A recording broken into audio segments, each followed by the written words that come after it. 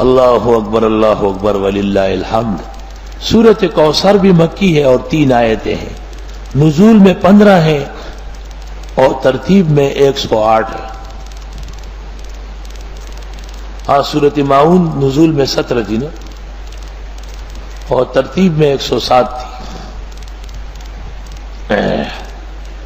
سورۃ کوثر کے اندر بھی 3 مسائل ہیں۔ پہلی آیت میں حضرت صلی اللہ علیہ وسلم کا مقام ہے، دوسری آیت میں حضرت صلی اللہ علیہ وسلم کا پروگرام ہے، اور تیسری آیت میں حضرت کے دشمنوں کا انجام ہے۔ بس سورت تقسیم ہو گئی۔ انا اعطیناک الکوثر، بے شک ہم نے دے دی آپ کو خیر کثیر، اور بخاری میں ہے الکوثر نہر فی الجنہ، یہ جنت میں ایک نہر ہے۔ اور آپ نے فرمایا کہ میرے حوض کوثر پر اتنے برتن رکھے ہوئے ہیں پانی پلانے کے لیے کا عدد نجوم السماء، جیسے آسمان میں ستارے بے شمار ہیں، اتنے آپ خورے رکھے ہوئے ہیں، ساری امت کو پلاؤں گا وہاں سے۔ اور فرمایا کہ میرے کوثر کا پانی دودھ سے زیادہ سفید ہے، اور جس نے ایک دفعہ پیا پھر کبھی پیاس نہیں لگے گی۔ اور آپ نے فرمایا کہ کوثر مجھے یہیں سے نظر آ رہا ہے، اللہ نے دکھا دیا تھا آپ کو۔ معراج سے واپسی پر آپ نے فرمایا کہ میں نے ام سلیم کو دیکھا کہ حوض کوثر پر بیٹھ کر وضو کر رہی، کیونکہ اس کا بچہ مرا تھا اور خاوند کو تسلی دی تھی، تو اللہ نے اس جلتی کی تسلی کرائی۔ الکوثر یہ کثرت سے ہے، یعنی آپ کا علم بھی تمام انبیاء سے بڑھ کر ہے، آپ کے معجزات بھی سب نبیوں سے زیادہ ہے، آپ کی امت بھی سب سے زیادہ ہے، آپ کے مرتبے اور مقالات بھی سب سے زیادہ ہے، آپ کا اجر و ثواب بھی ساری کائنات سے زیادہ ہے۔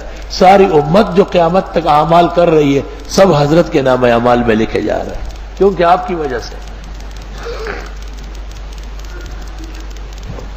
حدیث میں ہے، بخاری کتاب الحوض میں ہے جلد ثانی میں، مسلم میں بھی ہے کہ میں حوض کوثر سے کچھ لوگوں کو روکوں گا، وضو اور نماز کے آثار سے دکھائی دیں گے کہ وہ میرے امتی ہے، لیکن مجھ سے کہا جائے گا کہ یہ آپ کی امت نہیں ہے، انہوں نے بدعت کی ہے، تو میں ان کو حوض کوثر سے بھی ہٹاؤں گا۔ شاہ ولی اللہ محدث دہلوی کہتے ہیں کہ حوض کوثر حقیقت میں آپ کی سنت متشکل ہو جائے گی، اس لیے اہل سنت رہیں گے اور اہل بدعت وہاں سے نکال دیے جائیں گے۔ دنیا کے تمام اعمال کی اخروی شکل ہے، نماز ستون کی طرح ہے، الصلاۃ عماد الدین، زکوٰۃ پل کی طرح ہے، الزکوٰۃ قنطرۃ الاسلام، اور خزانے کی شکل میں ہے، اور روزہ ڈھال کی شکل میں الصوم جنہ۔ فجر کی نماز ابن ماجہ میں ہے، خوبصورت نوجوان کی شکل میں قبر میں آئے گی اور حساب کتاب میں اس کی مدد کرے گی۔ تو آپ کی سنت ترک کرنے والے اور اس کے مقابلے میں بدعات نکالنے والوں کو حوض کوثر سے منع کیا جائے گا، کیونکہ دنیا کے اندر انہوں نے سنت کے درود کے بجائے اپنا درود بنایا، سنت دعاؤں میں اپنے کلمات ڈالے، اپنی طرف سے مردے کے رسوم تیجے چیلم برسیاں شروع کر دی، اپنی طرف سے درگاہوں کو حاجت روا مشکل کشا بنایا، اسلامی عقائد توحید کو پارا پارا کیا۔ ہر کے امروز نبی ند اثر قدرت اوست، غالبہ است کے فرداش نبی ند دیدار۔ آج جب انہوں نے اسلام کا تہوبالہ کیا ہے، کل وہ اسلام کے پھل کیسے پائیں گے؟ اس لیے آپ نے صحیح حدیث میں فرمایا کہ میں بدعتیوں کو حوض کوثر سے ہٹاؤں گا۔ انا اعطیناک الکوثر، بے شک ہم نے دے دی آپ کو خیر کثیر حوض کوثر، فصل لربک وانحر، بس آپ نماز پڑھیں اپنے رب کے لیے اور قربانی فرمائیں۔ نماز سے مراد ہے بدنی عبادات اور قربانی سے مراد ہے مالی عبادات، یعنی جان اور مال دونوں اللہ کے لیے خاص کریں۔ وہ ہو گیا پیغمبر کا مقام اور یہ ہو گیا پیغمبر صلی اللہ علیہ وسلم کا پروگرام کہ جب تک دنیا میں رہیں گے نمازیں پڑھے اور قربانیاں دیں. ان نشانیک هو الابتر، اور بے شک آپ کا دشمن بدخواہ وہی دم کٹا ہوگا. یہ پیغمبر کے دشمنوں کا انجام. شان شینوں کے معنی آتے ہیں عیب ڈالنا، جیسے زان زینوں کے معنی ہے خوبصورت کرنا. زین اور شین مقابلے کے ہیں. شان دشمن کو کہتے ہیں، بدخواہ کو، جو انتظار میں ہو کہ آپ کا نقصان ہو جائے. مشرکین نے اصل میں تانا دیا تھا. رسول اللہ صلی اللہ علیہ وسلم کی لڑکیاں تو زندہ رہی، زینب، ام کلثوم، رقیہ، فاطمہ، لیکن بیٹے عبداللہ، قاسم، طاہر، مطہر، یا یہ دونوں کے نام ہیں، یہ مکہ مکرمہ میں خدیجہ الکبریٰ کے بطن سے ہوئے ہیں اور چھوٹے مر گئے. تو مشرکین نے تانا دیا کہ یہ دین اس شخص تک ہے، یہ گیا دین گیا.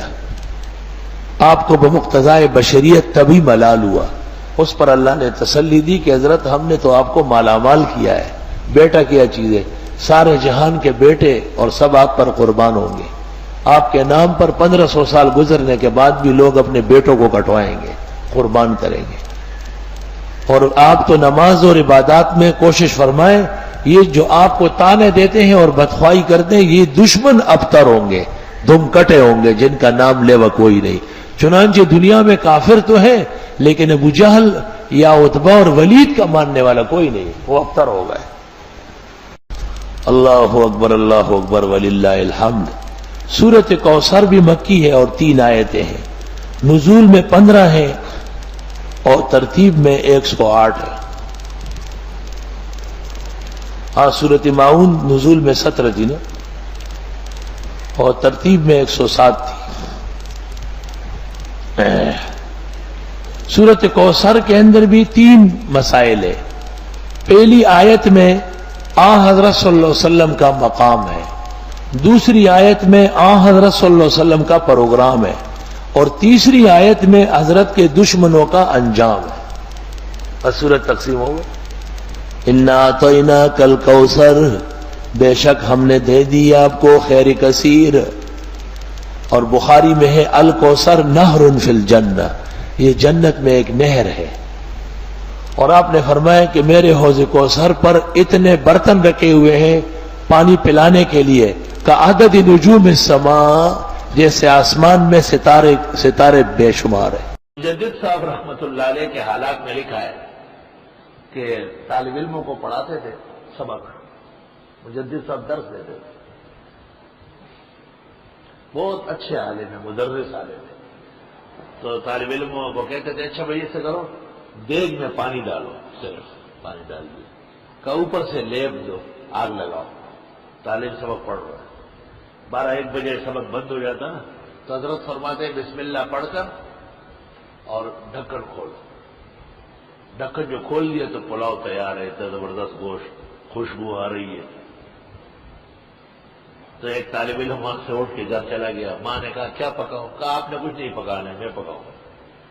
ایک لمبا پتیلا لمبا چھوڑا، آپ کا رکھا، پانی ڈالا اور گھوم پھر رہا ہے، چوف چوف کر رہا ہے.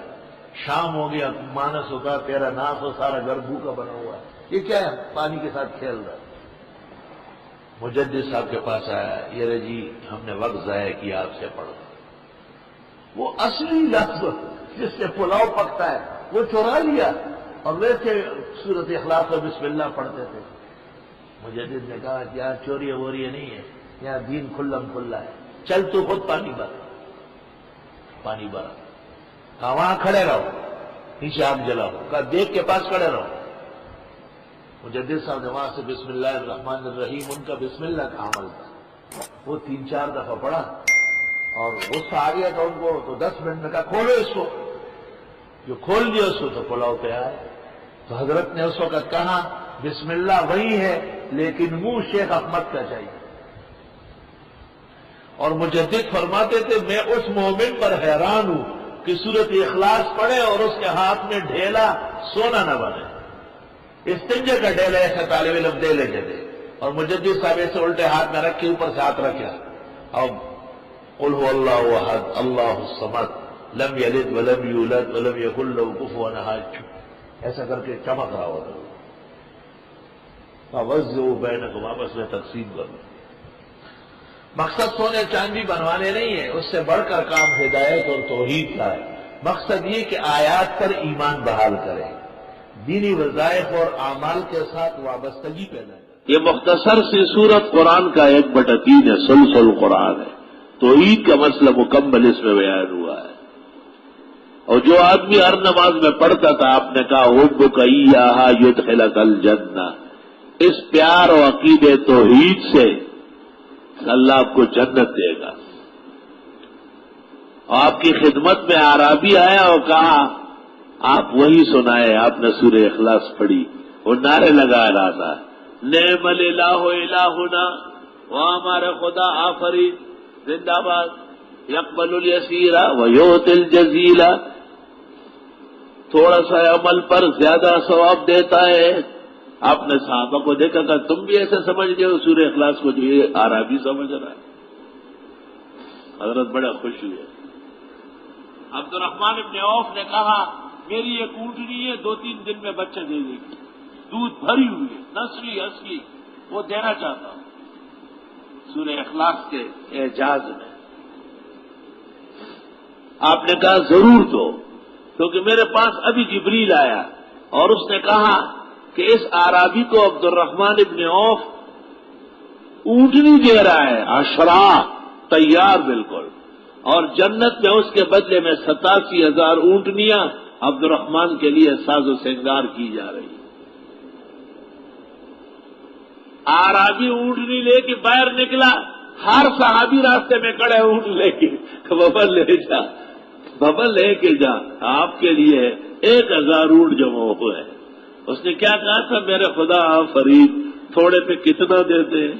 ایک ہی سورت کی تفسیر پر اللہ تعالیٰ نے 1,000 اونٹ دے دیا۔ اس کا اشارہ ہے کہ اللہ تفسیر والوں کو بڑی نعمت عطا فرمائے۔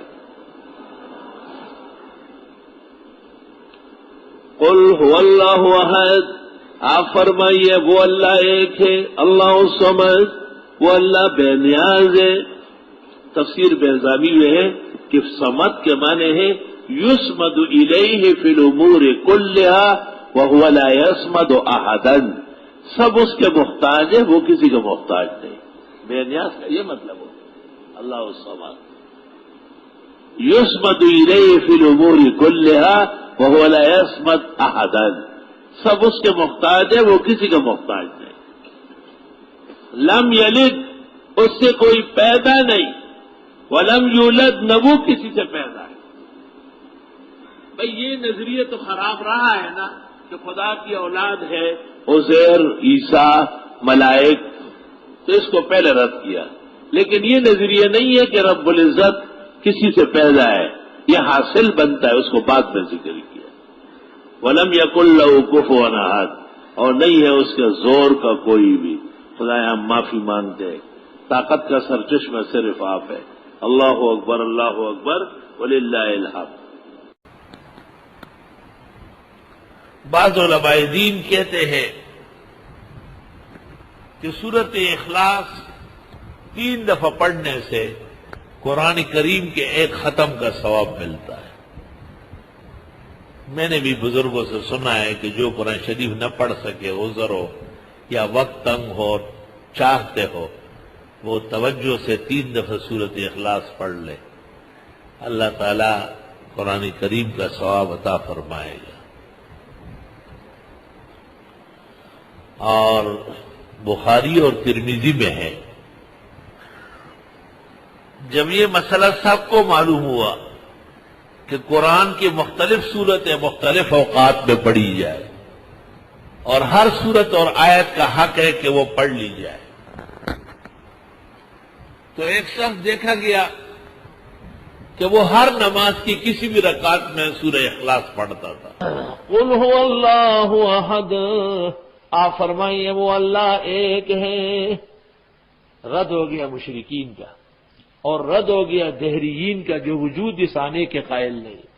اللہ الصمد، وہ اللہ بے نیاز ہے، یہ مجوسیوں کا رد ہے یزدانیوں کا رد ہے، اہرمنوں کا رد ہے جو اللہ کے لیے احتیاط ثابت کرتے تھے۔ لم یلد، وہ کسی سے پیدا نہیں، ولم یولد، اور نہ وہ کسی سے پیدا ہے۔ سوال یہ ہے کہ وہ کسی سے پیدا نہیں، یہ پہلے ذکر کیا۔ لم یلد، اس سے کوئی پیدا نہیں، ولم یولد، اور وہ بھی کسی سے پیدا نہیں، کیونکہ دنیا میں یہ عقیدہ تو رہا ہے کہ اللہ کی اولاد ہے، تو اس کو پہلے رد کیا، لیکن یہ کسی نے نہیں کہا کہ اللہ کسی کی اولاد ہے، اس کو طبعاً اور تاکیداً ذکر فرمایا۔ اور یہ تین فرقے تھے دنیا میں، یہود نے عزیر کو معجزات دیکھ کر ولد اللہ کہا، اور عیسائیوں نے حضرت مسیح کے معجزات دیکھ کر ابن اللہ کہا، اور مکے کے مشرکوں نے ملائک کو اول عورتیں اور پھر خدا کی بیٹیاں قرار دیا۔ ہمارے زمانے کے مبتدئین نے بھی محمد نور من نور اللہ کہنا شروع کیا ہے، یہ بھی اسی کا پرتو ہے۔ وَلَمْ يَكُنْ لَهُ كُفُوًا أَحَدٌ، اور نہ یہ کوئی بھی اس کے برابر، کفو ثانی، کفو برابر، کفو سیال، نہیں ہے کوئی بھی اس کے شان اور طاقت کا، اس کی قوت اور ہمت کا کوئی نہیں۔ وَلَمْ يَكُنْ لَهُ كُفُوًا، ہماری فقہ میں ایک باب ہے کتاب الاولیاء والاقفاء، کہ نکاح کے اندر برابری اور مساوات کا بھی خیال رکھا جائے۔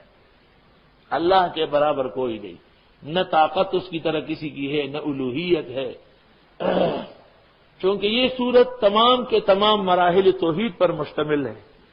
اس واسطے جب حضرت صلی اللہ علیہ وسلم نے فرمایا کہ کوئی شخص سورت بار بار نہ پڑھے، جتنا یاد ہو سب پڑھے، ایک شخص دیکھا گیا جو ہمیشہ سورت اخلاص پڑھتا تھا۔ آپ نے اس سے پوچھا تو انہوں نے کہا کہ اس سورت میں اللہ کی توحید بیان ہوئی، میری خواہش ہے کہ میری ہر نماز میں یہ ہو، تو آپ نے اجازت دے دی، حبک ایہا یدخلک الجنہ، اس سورت کی یہ محبت تجھے جنت پہنچا دے گی۔ اللہ اکبر، اللہ اکبر، لا الہ الا اللہ، اللہ اکبر، اللہ اکبر وللہ الحمد۔ خود حضرت صلی اللہ علیہ وسلم بکثرت پڑھتے تھے، مغرب کی 2 سنتوں میں کافرون اخلاص، فجر کی 2 سنتوں میں کافرون اخلاص، وتروں کے 30 رکعات میں سبح اسم ربک الاعلی پہلی، کافرون دوسری، اخلاص تیسری۔ بیشتر مقامات پہ سورت اخلاص، اولیاء اللہ کے نزدیک تو نفلوں کی ہر رکعت میں سورت اخلاص پڑھی جاتی ہے۔ شاید اس وجہ سے جن لوگوں کو قرآن مجید یاد نہیں تو بزرگوں کی طرف سے ان کو صرف سورت اخلاص یاد کرائی جاتی ہے۔ روح المعانی میں آلوسی بغدادی نے اس روایت پر کلام کیا ہے جس میں ہے کہ انہا تعدل ثلث القرآن، اور فرمایا ہے کہ اگر کوئی سورت اخلاص 3 مرتبہ پڑھ لے تو اس کو ثواب ملے گا قرآن کا۔ قرآن نہیں پڑھا ہے اس نے، جیسے کوئی اشراق کی 2 رکعت پڑھ لے تو اس کو حج عمرے کا ثواب ملے گا، نہ اس نے حج کیا نہ عمرہ، یہ نہیں کہ گھر جا کے مسجد سے پانی بھر کے لے جائے کہ زمزم لایا ہوں اور ابھی میرا حج اور عمرہ ہو گیا، تامۃ تامۃ تامہ۔ علماء کے بیانات کے لیے چینل کو ضرور سبسکرائب کریں اور ویڈیو کو لائک کریں، اور اسی چینل پر علماء کے بیانات ملیں گے۔ اس چینل کا مقصد علماء کے بیانات کو پھیلانا۔ اگر آپ حضرات کو ہمارے یہ چینل اور یہ ویڈیو اچھی لگے تو ہماری اس ویڈیو کو لائک کر دیں، چینل کو ضرور سبسکرائب کر دیں، اور کمنٹس میں اپنی رائے کا اظہار ضرور کریں۔ شکریہ۔